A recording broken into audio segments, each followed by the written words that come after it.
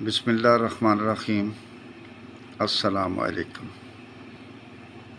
میں ہوں فریاد علی وڑیچ اور آپ دیکھ رہے ہیں میرا یوٹیوب چینل حدیث نبوی اور دین اسلام۔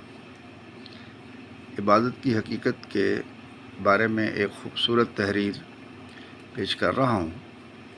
آپ سے گزارش ہے کہ ویڈیو کو مکمل دیکھیں۔ اگر آپ ویڈیو کو لائک کر دیں گے اور میرے اس چینل کو سبسکرائب کریں گے تو یقیناً اللہ پاک آپ کو اس کا اجر دے گا۔ شکریہ۔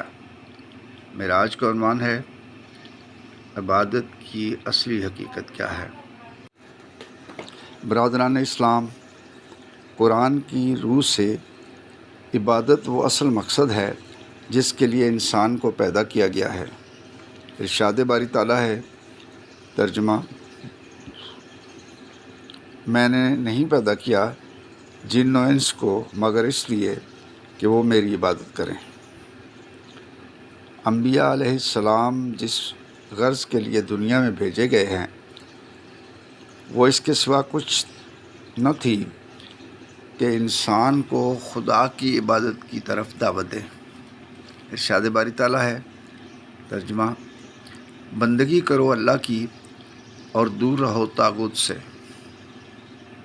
بس ہمارے لیے یہ جاننا نہایت ضروری ہے کہ عبادت سے مراد کیا ہے اور اسلام میں جو عبادات ہم پر فرض کی گئی ہیں ان کی اصلی روح کیا ہے۔ اگر ان امور کو ہم نہ جانیں گے تو اس مقصد ہی کو پورا کرنے سے قاصر رہ جائیں گے جس کے لیے ہمیں پیدا کیا گیا ہے۔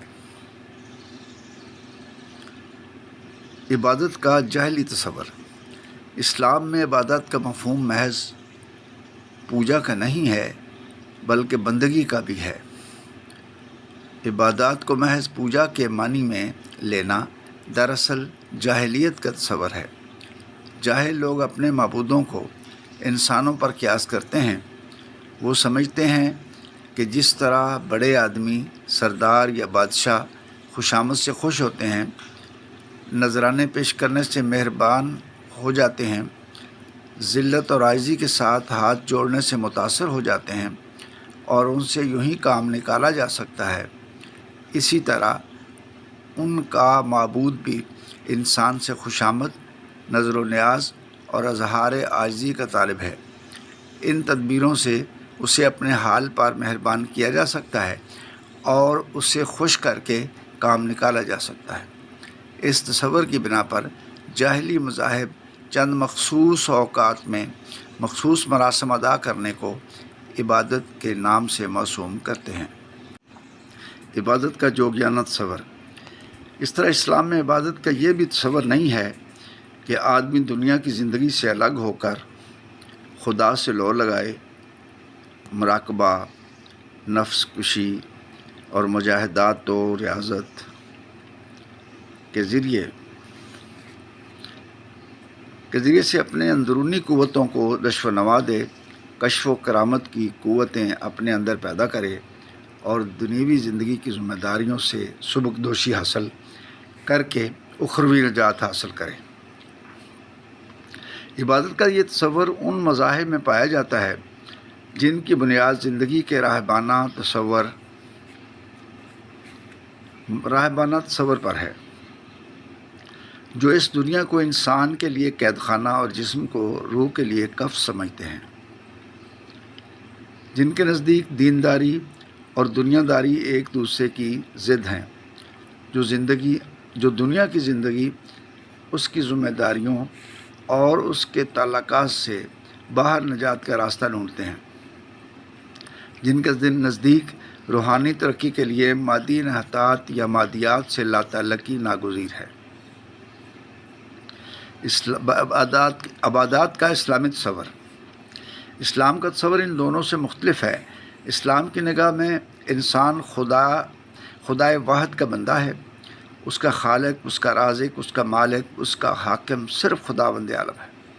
خدا نے اس زمین پر اسے اپنے خلیفہ کی حیثیت سے مامور کیا ہے۔ یہاں کچھ اختیارات اسے عطا کیے ہیں، کچھ ذمہ داریاں اور کچھ خدمتیں اس کے سپرد کی ہیں۔ اپنی مملکت اور اپنی رعیت کے ایک حصے پر اسے کچھ اقتدار دیا ہے۔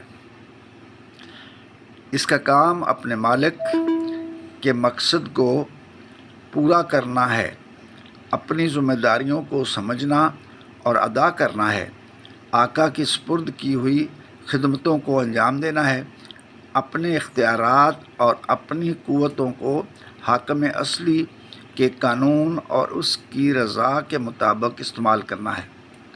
جس قدر زیادہ سرگرمی اور جانفشانی کے ساتھ وہ زمین کی زندگی میں اپنی ذمہ داریوں اور اپنی متعلقہ خدمات کو بجا لائے گا، اتنی زیادہ وفاداری اور فرمانبرداری کے ساتھ اپنے اختیارات کے استعمال میں مالک کے قانون کی پیروی کرے گا، اتنا ہی زیادہ وہ کامیاب ہوگا۔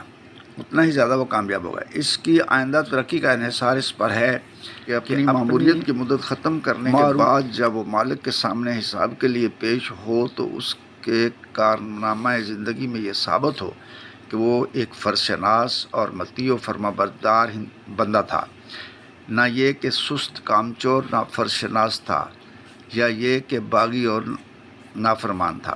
اس نقطہ نظر سے عبادت کے وہ دونوں تصور جو ابتدا میں بیان کیے گئے ہیں غلط اور قطعی غلط ہیں۔ جو شخص اپنے اوقات میں تھوڑا سا وقت خدا کو پوجنے کے لیے الگ کرتا ہے اور اسے تھوڑے سے وقت میں عبادت کے چند مخصوص مراسم ادا کر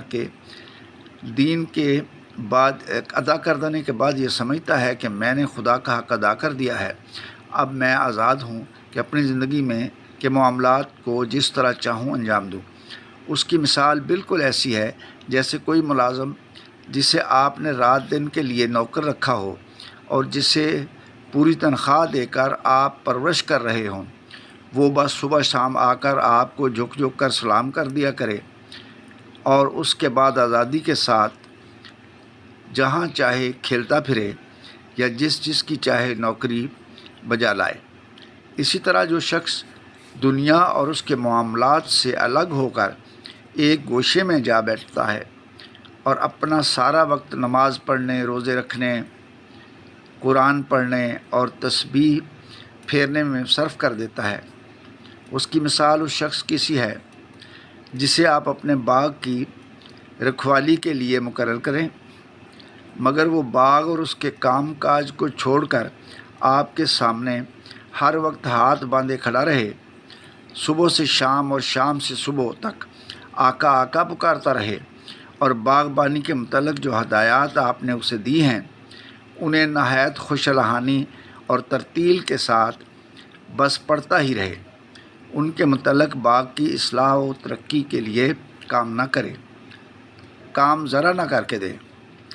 ایسے ملازموں کے متعلق جو کچھ رائے آپ قائم کریں گے وہی رائے اسلام کی بھی ایسے عبادت گزاروں کے متعلق ہے، اور جو برتاؤ اس قسم کے ملازموں کے ساتھ آپ کریں گے وہی برتاؤ غلط تصورات کے تحت عبادت کرنے والوں کے ساتھ خدا بھی کرے گا۔